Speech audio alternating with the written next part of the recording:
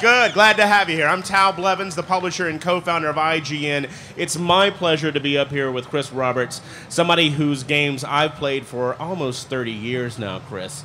Long history here in the Makes you in feel the really industry. old. Yeah. I remember I was actually working at Babbage's when Wing Commander first came out. Was that a call out for Babbage's? Does somebody remember Babbage's? When Wing Commander came out, and I remember having to stock when the speech pack finally came out, those 5-pound boxes of 3.5-inch discs to actually have the technology to do something so interesting. By the way, there was, I think, a little bit of a controversy this past few days when our head of live operations estimated that potentially it could be 100 gigabyte install on the drive. Saw that. So maybe you just imagine that on floppy drives. So let's just start out, kind of talk a little bit about your career. You have been developing games for a long, long time here. Worked on the Wing Commander series, worked Privateer, started Digital Anvil, worked on Star Lancer and Freelancer, Strike Commander. You went to Hollywood for a while. You did the Wing Commander movie. You were your producer, director, writer for about 10 years. But now you're back in video game development. Yeah, and I'm having a great time, and I'm very happy to be back. I mean, in general, I love creating worlds, and I think there isn't a better place to create worlds than in the interactive arena right now. I mean, just in terms of how you can build a world and detail it out and create somewhere that you can do anything and go anywhere, I think it's unparalleled. I mean, it doesn't matter if I was making a film, you couldn't do the same thing.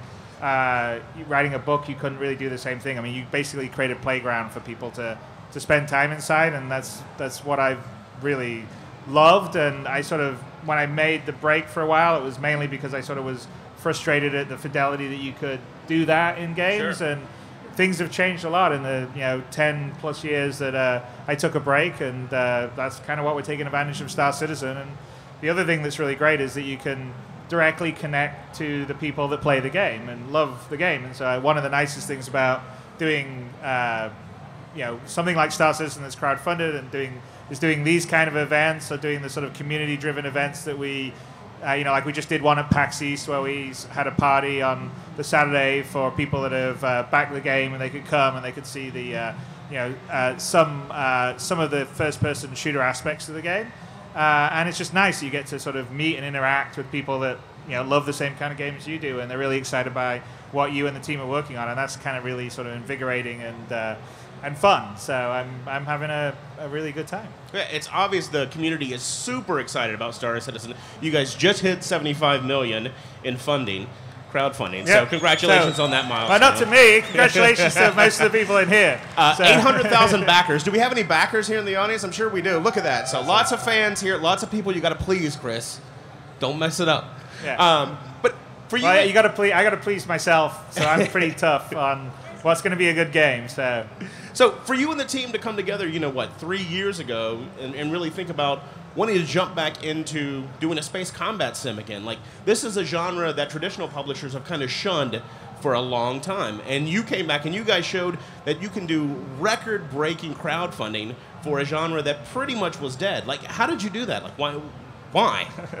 Well, I mean, it's actually most of the stuff that we've done has been just approximately over 2 years, because the first for a year before I announced that I was doing some prototyping, but it was like myself and a few other people, but it wasn't the sort of scope of the team that we have now, or that we have teams, because we literally have people in various, 2 offices here in America. We've got an office in the UK, an office in Germany. And right here in Austin. Here in Austin, yeah. There's about 70 people here in Austin, I think. I don't know. Anyone from the Austin offices here? I'm sure you are. Anyone out in the audience? No one came out? Put your hands up. Come on. So at least right back. There we go. But that doesn't count, because Jared actually has to be running the machine back there for the Arena Commander demo. Thank God he showed up, right? Yeah. There's a lot of them back there by the booth. Anyway.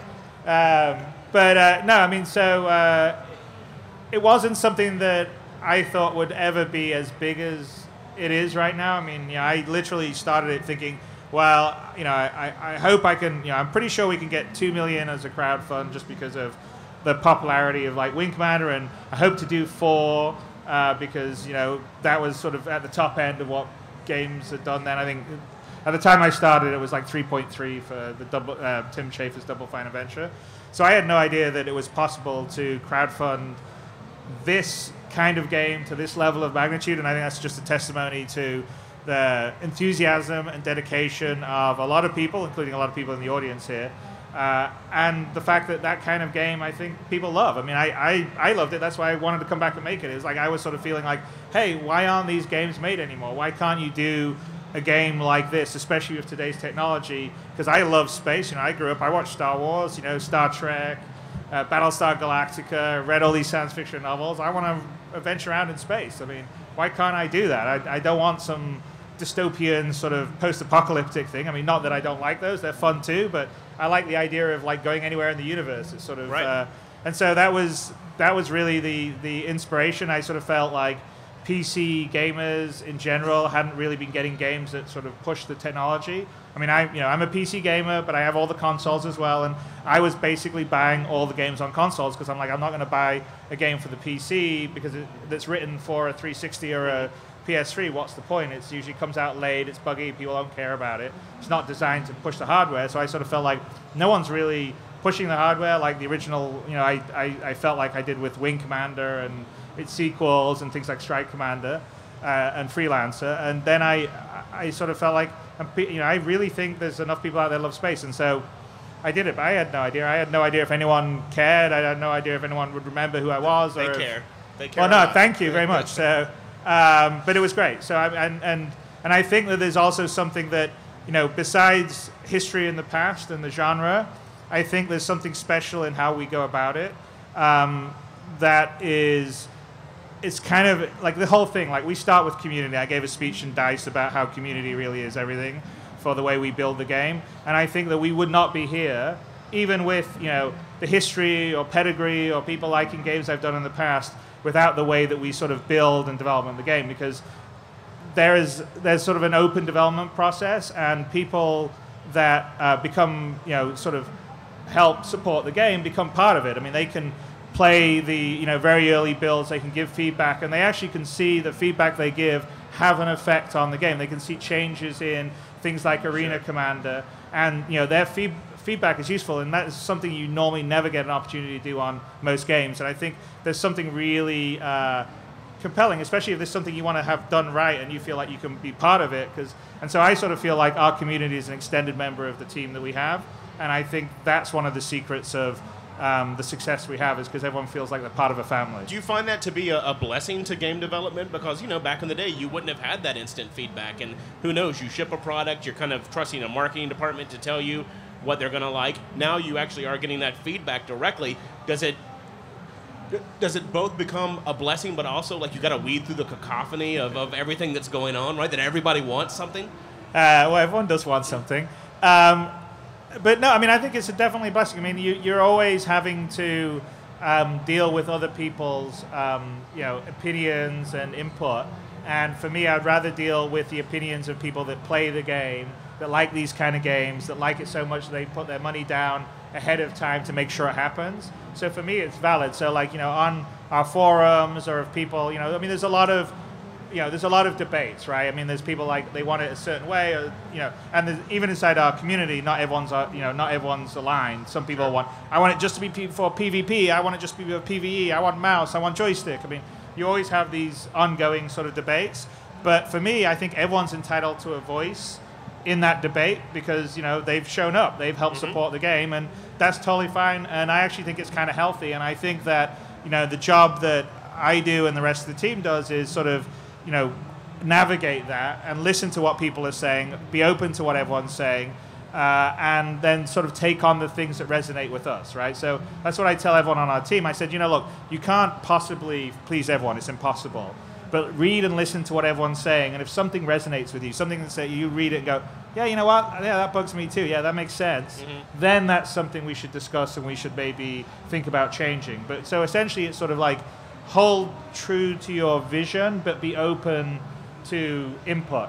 And that's kind of how I like to sort of run development. Now, that works well for what we're doing in Star Citizen, because it's an open sort of sandbox game. that may not necessarily, you can't really do that, say, for instance, in Squadron 42 to the same level because that's a linear narrative story. So you can't really debate the story with someone because you're going to ruin the actual journey you'll take. Right. But in the case of the sandbox style games like Star Citizen in the persistent universe, I think this method of development is really interesting, and I think it's a way to make the games better because you just have enough feedback and input, and you can iterate enough. But by the time you've sort of got close to something that you could call finished, it's really been sort of hammered on by a lot of people. I mean, that's one of the reasons why Blizzard or Rockstar generally deliver really good games, is because they constantly iterate on it, right? So they spend years iterating on it. You just don't see it. It's behind closed doors.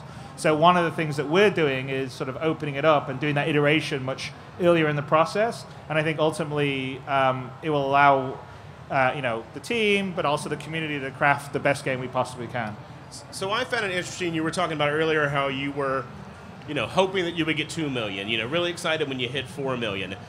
That's honestly not a whole lot for game development these days. I mean, I think a lot of people, when they think about video games, they don't necessarily think that they cost as much to make as movies do, but they really do. Big blockbuster movies and big blockbuster games cost about the same. So even $75 million is not really that much for making a huge, big AAA game, especially one with the scope and scale of Star Citizen. So when you started out with that small team, how was that scope and scale actually? Obviously you already had this idea of this is going to be a big game in scope, right? You're exploring the universe. You're able to go into a spaceship to fly around. You're able to jump out of that spaceship and walk around. How has that scope and scale even changed over time as you've got more money in for funding? So I mean, the initial plan was I was going to raise 2 to 4 from crowdfunding. I had about 10 million lined up from private investors, and sort of the raising from the crowdfunding was sort of going to be determining the valuation that the private investors had. And then the idea was to take that, which was approximately 14 million or so, and build something that would be, kind of along the lines. Like for instance, what we're delivering now is a much bigger and richer and deeper game than we were originally pitching on our site or Kickstarter. Mm-hmm. And my concept was that I was going to get out the game with less features and less content, and then work at, as we made money, like I don't know how it, like the Minecraft model, right? It's out there, right. It's generating revenue, and you're constantly adding new stuff, because there's a lot of things that I wanted to do that I said, well, I won't be able to afford. And then as we continue to raise money, basically what that allowed me to do was to sort of scope the development to what we've been raising, and that's kind of how we run development now. And I think I've gone on record to say that everything that we bring in before we call the game commercial is really just getting reinvested back into the game. So at our current clip, we'll be spending at least $100 million on development, probably more. And so we can scope to that. So there's so a lot of it's in the details and the nuance and how much the systems can interoperate before. And it's just a different approach, right? So you can take a look at the way that, if you take a look at Elite Dangerous that just came out, which, really looks great, and it's really great, and it's a very worthy successor to the original Elites that that Ian Bell and David Braben did. They sort of have a more cut down. Okay, you can just fly around and trade. You can't get out of your ship. You can't walk around. You can't do the first person aspects. And now they're going to be building on those extra ones. Right. Whereas we've sort of taken a slightly different tack, which is okay. We're going to have more of basically you can do all this stuff from the beginning. And the early version of that, for the early version of Star Citizen, was sort of a reduced set of, you would still be able to sort of walk around your ship, but like down on the planets, they wouldn't be as big or detailed. And the very first version of the on the planet stuff, I was thinking would be like Freelancer, where you would sort of have these 3D environments, and you would go into it, you could click on a character to talk to, but you wouldn't be able to move around in full fluid first person or get into combat with NPCs. And so all those kind of extra sort of nuances that I think flesh the world out in a higher level of detail are enabled by the fact that we've just sort of raised a lot more money than we were originally planning to. And I think it's just going to make a better game. I mean, I actually think that there is no other publisher out there that would ever put this kind of money into this kind of game. So I think when it's all said and done, if things don't change, it would have been it'll be a great privilege to be having the opportunity to make this with everyone's backing. So awesome. Well, look, I think it's fine and dandy to talk about it, but I think we want to show the game off, don't we? Well, a little bit, yeah. I mean, so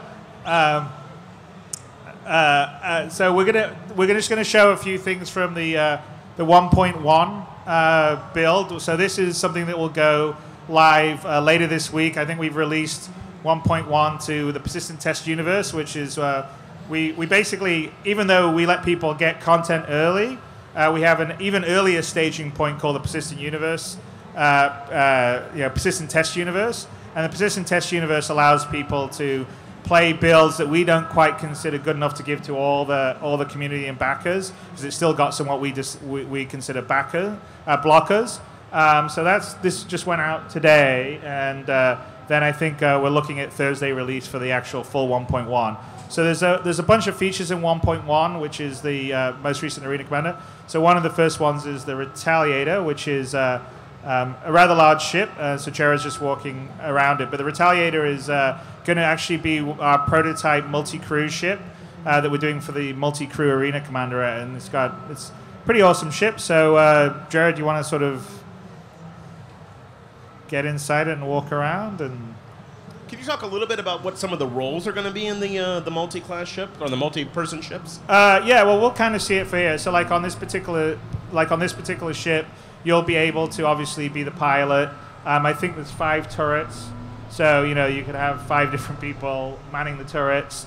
There's a whole sort of torpedo bomber, and there's an engine room. So I think right here, Jared's sort of in the torpedo room, and there's actually mechanics that'll be in the multi-crew ship that will allow you to help load them and do all sorts of extra stuff for it. Awesome. So all of this, like, one of the cool things is that with the sort of multi-crew flight stuff, you'll be flying this around in space with multiple people on it while dogfighting, or other people are attacking you from the outside.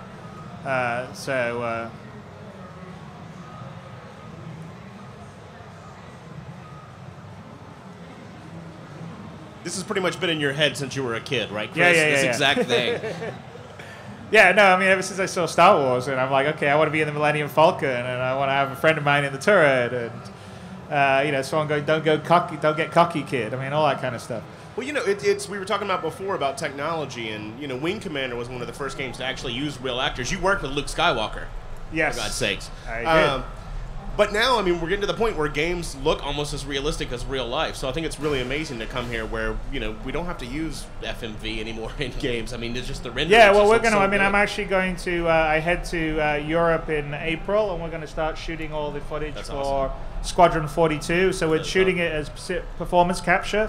So we're going to put some, some really good actors in suits with head cams. There'll be a few people that folks would like to see in it. We're already sort of far along on that process, and but yeah, we're actually going to put some really really great cast together and tell the story of Squadron 42, and so that's what we're off in the process of putting together right now. Goes back to another one of your passions, obviously creating movies and really that intermeshing of the games and movies. Yeah, well, storytelling. So I love the fact that you can sort of tell stories. So, and I think there's an engine room back here if we go somewhere. But generally, I think in terms of scope or sizes of ships that you can wander around, this is the next sort of level up. And the Idris Corvette is the other one that we're sort of actually currently heavily in production right now, and that's mainly because that's a major part of Idris frigate, I should say, not Corvette.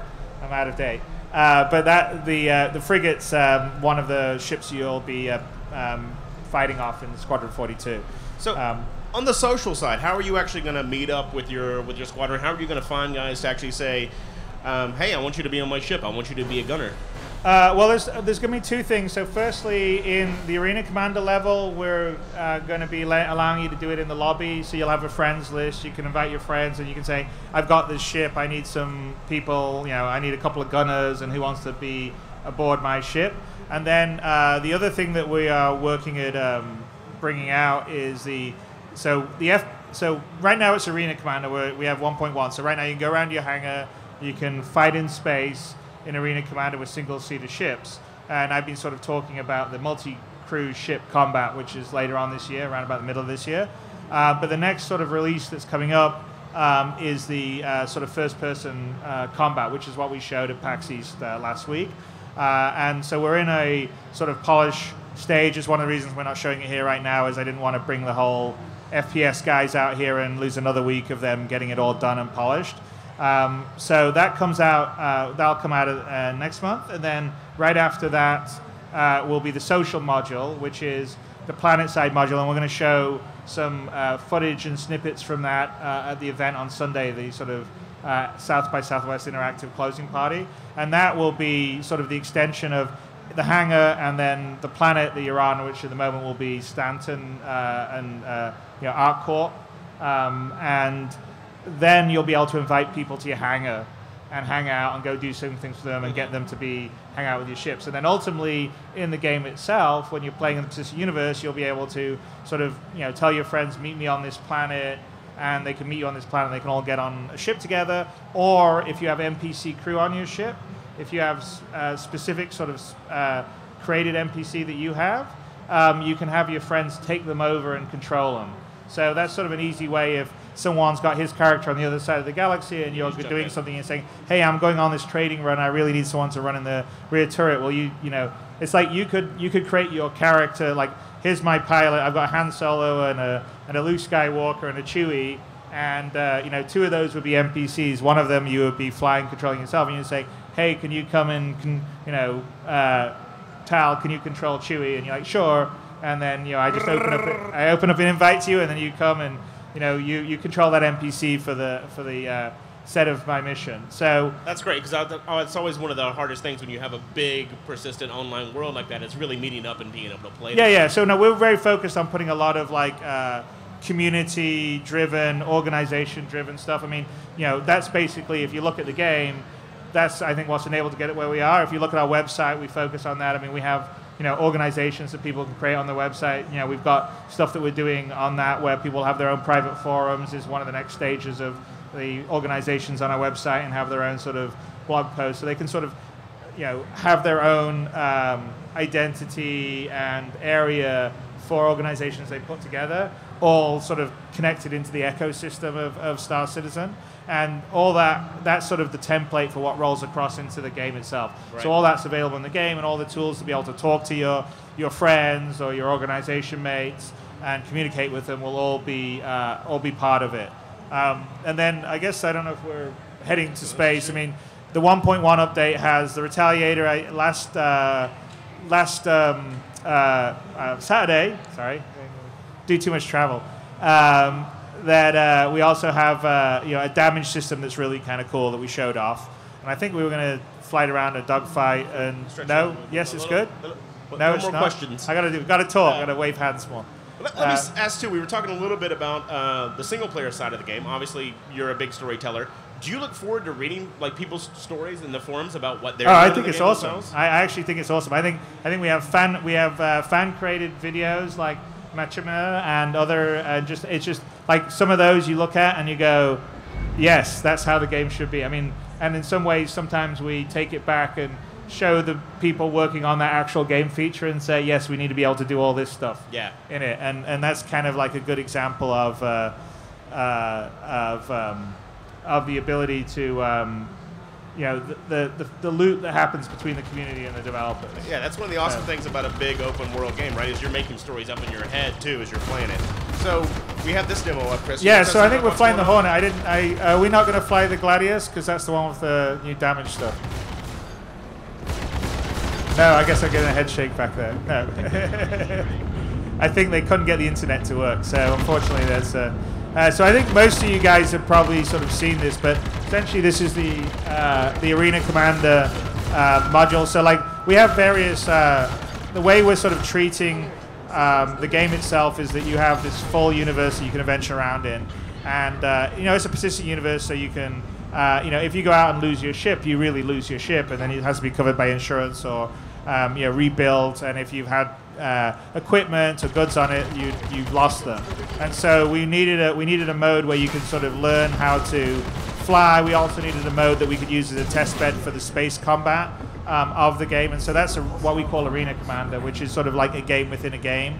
So we sort of had fun with it. We sort of said it was created by Original Systems, so sort of a kind of nod to Origin, where I made Wing Commander, and it's something that you can run inside the hangar as a simulation, and then the FPS part we're now going to call Star Marine, which is again it's kind of like a nod to it.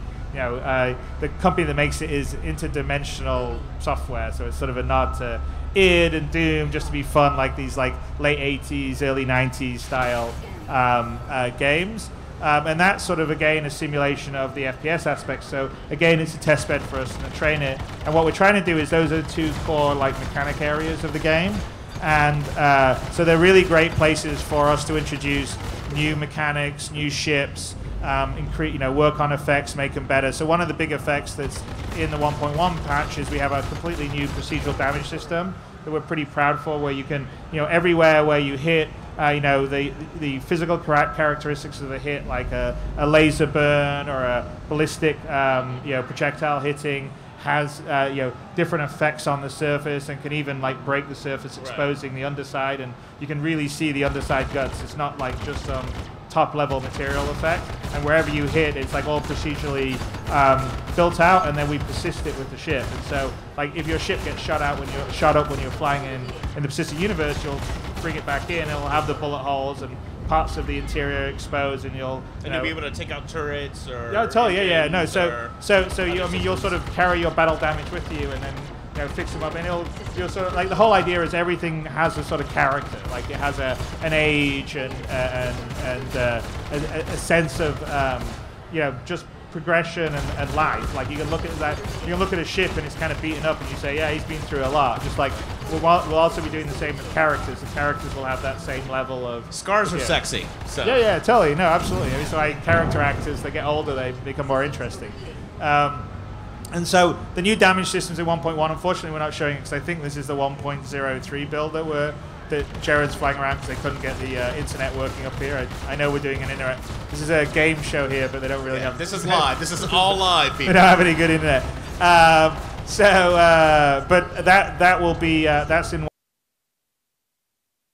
1.1. It's kind of fun, so we're looking to that. I think. The other things in 1.1 that'll be fun is there's this multiplayer free flight mode, and we've actually been using it in QA to record a bunch of fun stuff, but really the multiplayer free flight mode is almost the kind of first part of the persistent universe space flight, because it allows different players to all fly their ships and do whatever they want, get out, and they can all get in each other's ships and get someone in the rear seat of a turret and do all the rest of the stuff inside the game. And so you can EVA across to a friend's ship and then get into the ship, and the two of you take off and fly. And that's kind of one of the big promises. So it's sort of like a early cheat of the multi-crew side. And so that's the big thing. And actually that's the thing that's delayed it. We were going to release this Friday, but we still have some showstoppers in that aspect of it. But with that, I think I'm kind of looking forward to seeing what the community is going to do, because we've actually already seen people do some fun videos on the persistent test universe. So that'll be sort of fun. You guys are trying to go for a very realistic-looking graphic style. Where does your inspiration for your ships come from? Well, I mean, I think science fiction movies in general. I mean, I think the spaceships at 2945 probably wouldn't look like the spaceships we have. But then they wouldn't be cool. They'd probably just be like boring, spheres or something. Balls, yeah. And it would all be done by computers, and no one would, there wouldn't be any human interaction. So it'd be whoever can process the fast enough and figure out a firing solution, 10,000 kilometers away. So no, we sort of go very much more towards the Star Wars / Battlestar Galactica style, which you could say is maybe World War II. We kind of go a bit more jet. In the way it's a little faster, say, than you would think in World War II, and the inspiration is sort of kind of a combination of sort of science fiction shows that like I've talked about, and also sort of taking current day elements like current day jet fighters or current day ships and sort of projecting them into the future. So I think that like James Cameron with Aliens, and you even saw in Avatar, you can see like present day design elements in his futuristic stuff, and so that's kind of a little of the aesthetic. It's I call it sort of a stylized realism, and so we go for a sort of very sort of filmic look, And we put the detail into the ships to try and make them sort of feel real. You've got, your places you can sleep, places you can go to the toilet. I mean, places, you can sit down and eat. I mean, all those things are in a ship. You can walk around and interact with it. I mean, we were walking around the Retaliator before, and generally in the past in space games, you just sit in the front and look out the cockpit. You can't walk around and do things inside the ship. And I think that's going to be one of the bigger, I don't know what you want to say, selling points, but for me, that's the sort of attraction of what Star Citizen promises. Yeah, it gives it physicality. It gives it something that makes it feel real. Yeah. You talked a little bit about Squadron 42 earlier. I know we're not showing any of the single player yet, but can you just, and you said you're going to start doing some F&V for that soon. Just give us a sense of, like, once the player gets the game, what's their experience going to be on day one? Are they going to jump right into the single player? They can jump right into the multiplayer, obviously, but how do you see the average player really? Okay, so when the game is fully finished, the intention is that you get the game. You kind of have a choice of whether you want to just play the open world or you want to get in the single player. We would probably recommend that you play Squadron 42 first because it's going to take you in and sort of teach you how to fly, how to do things in the universe. Of course, a huge amount of our backers will have already be super experts, right. So that may be less relevant for them. But the intention is that it's a good way to sort of ease you into the various mechanics. And so the idea is that you would play Squadron 42 to its sort of conclusion at the end. You muster back out into the persistent universe and then go make your fortune after your military tour of duty.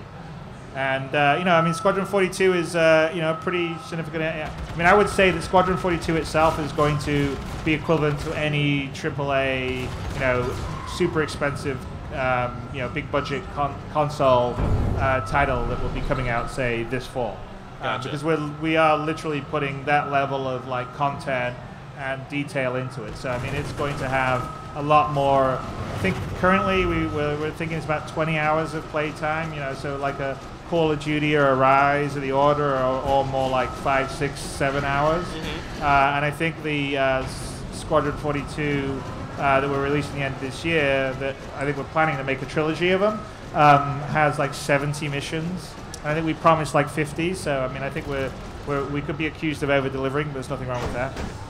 Will there be a tie-in with the single-player game to the multiplayer persistent universe as well? Well, it's based in the same universe. So, I mean, it's completely based in the same universe. It's just that you will be operating in certain areas, and of course, you're in the military, so you don't have the ability to just sort of take off and go anywhere you want. You're serving on a ship. You do the missions that you're told to do. Will you get anything in the online side if you complete the single-player, or as you?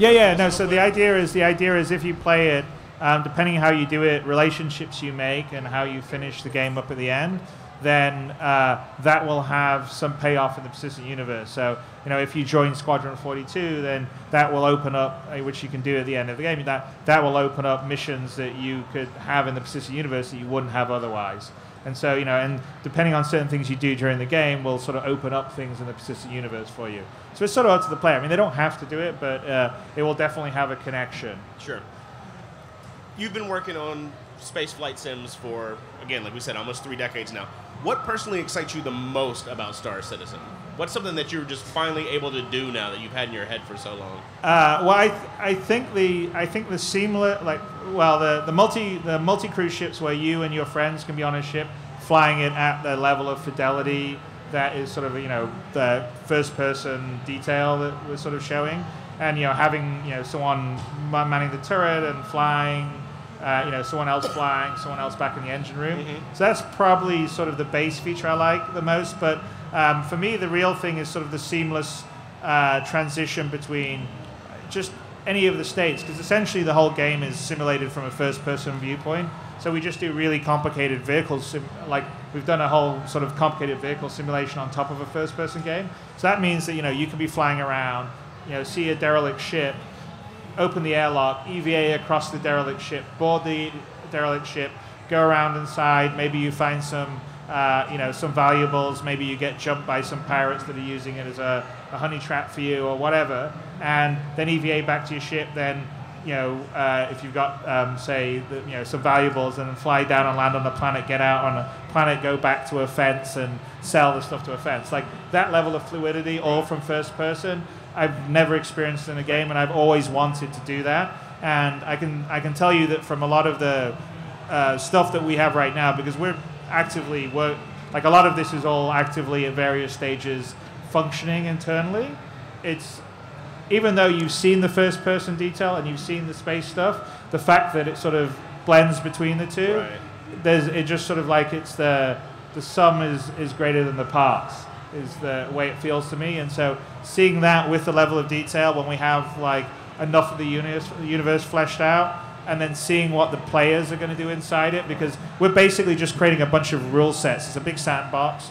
It's not going to be heavily scripted. It's going to be sort of heavily, I guess, I don't know how you want to call it, but programmed. So everything has a action. Every action has a reaction, kind of thing. So I'm just making that playing field and just letting everyone loose in it is something that I'm like completely excited and curious to see what kind of mayhem breaks loose. So, yeah.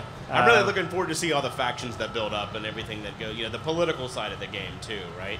Well, look, we talked about before, this game would be nothing without the community. So I do want to take some time to turn it over to you guys who are joining us here today. Come up, ask us some questions. Come up to the mics. We'll start on the left here. I specifically sat there so that I could ask a question quickly. Smart man. So you've mentioned drones kind of like helping you, or mining drones, or drones that maybe help repair the ship. That's an engineer's job, might be controlling a drone, repairing the ship as you're in combat or something. How much are drones or that kind of a job going to be available in the persistent universe? Well, so do you mean, when you mean drones, you mean like sort of a remote control drone versus an NPC, right? Correct, yeah. Well, I mean, I think that like on some of the stuff, like the mining, drones and some of the repair stuff, we're sort of thinking about having that where, someone on their ship can have several of them and then they can sort of control them remotely from the ship. And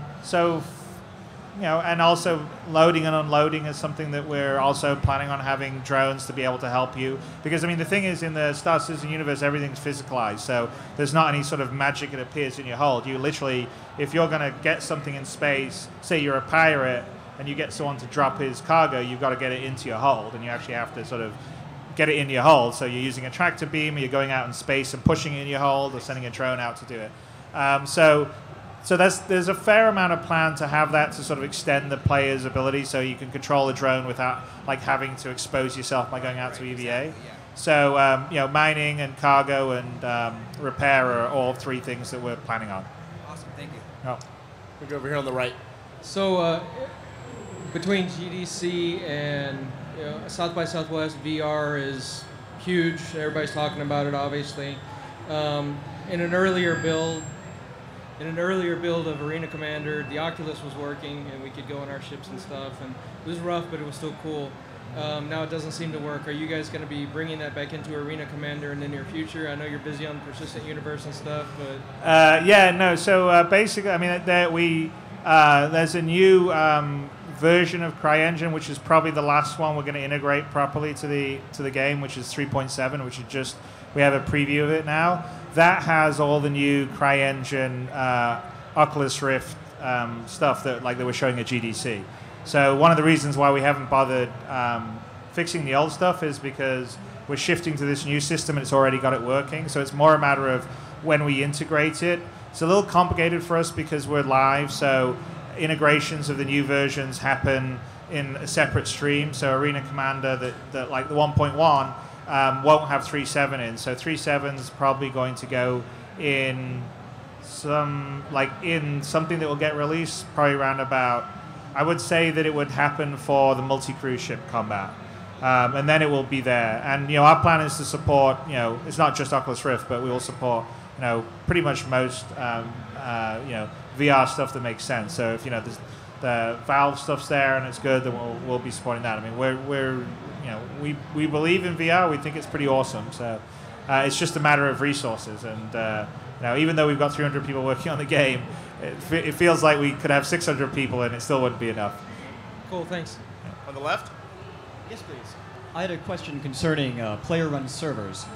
Will it be possible for players to take the game, run their own server, give themselves all the ships, upgrades, everything, and basically, have at it? Would that undermine the funding model? Will you support it? Will you just not stop it?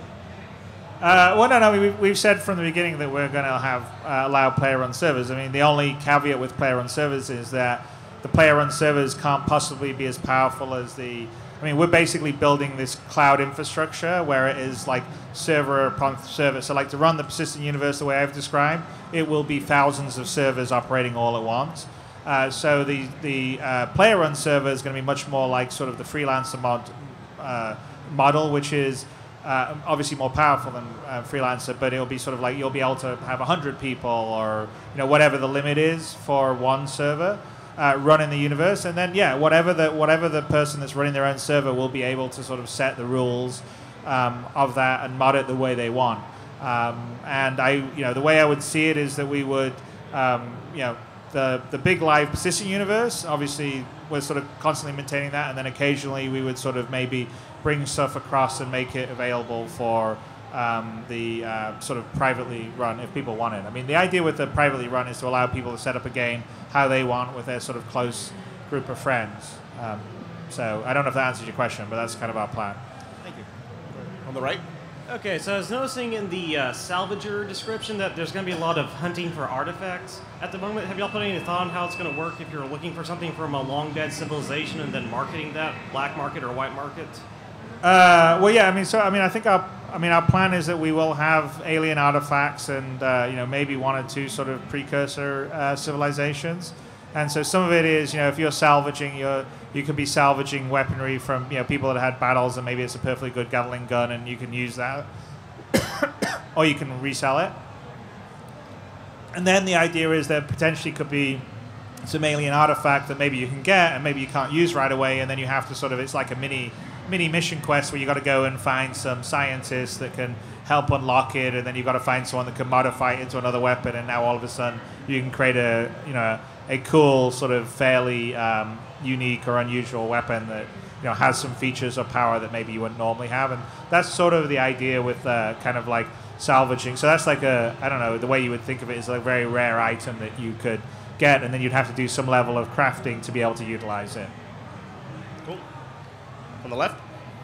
Hi there.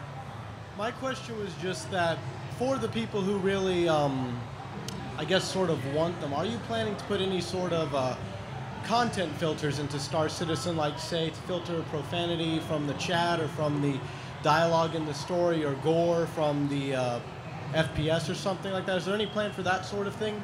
Well, we definitely have to have a certain amount of moderation and filtering. I mean, one of the one of the ways that we'll do it is that first of all, you can turn things off, right? So you can say, I don't want to listen to general chat. I only want to listen to my organization's chat, or I only want to listen to my friends list chat, or I don't want to hear anyone on VoIP, or I don't want to see everyone's chat. So we'll give people the ability to do that on a certain level. I think there will be some level of moderation, and we'll have a certain standard of like, this is acceptable publicly, this isn't. I mean, it's sort of kind of the same stuff that we try to do on our forums, which is, we don't really want people insulting each other, or, being profane or racist, or, any, bigoted, or all the rest of the stuff. But, that's always a bit of a challenge. I mean, it's never, perfect. So I'm sure there'll be some places where we don't succeed, but the intention is to have the tools to allow people sort of to choose what they're going to be, exposed to. And, it's like, you don't want to listen to people trash talk, then don't listen to the general sort of voice over IP channel or chat channel. So we'll let people do that kind of stuff. I think we have time for one more on the right here. Sure, you can meet with Chris afterwards. I've seen him talking to fans over here, so he loves talking about Star Citizen. You've said before that you're making the space sim that you've always wanted to play. And so I imagine you've thought about this, but when the whole world coalesces and it's all laid out in front of you for the first time, and you get behind the controls of your starship and it's all real and you're launching, what song are you going to listen to? Good final question. Into the danger zone?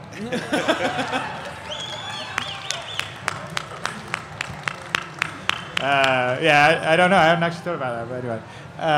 But no, Into the Danger Zone's probably. I was, Top Gun when I was making Wing Commander. I mean, my call sign was Maverick when I was doing this stuff, just because well, you know. Yeah, I'll be very happy to be at that point. All right, everybody. I think we're at time right now. I want to thank all of you for coming out. I want to thank Chris for talking to us and showing off some of the game. Thank you, guys. Remember and that I think I'll be around the corner here if you guys want to harass me or something. So yeah, and remember that you can actually play now. If you go to Robert Space Industries and you become a backer, you can actually jump into Arena Commander now. Thank you very much. Thank you, guys.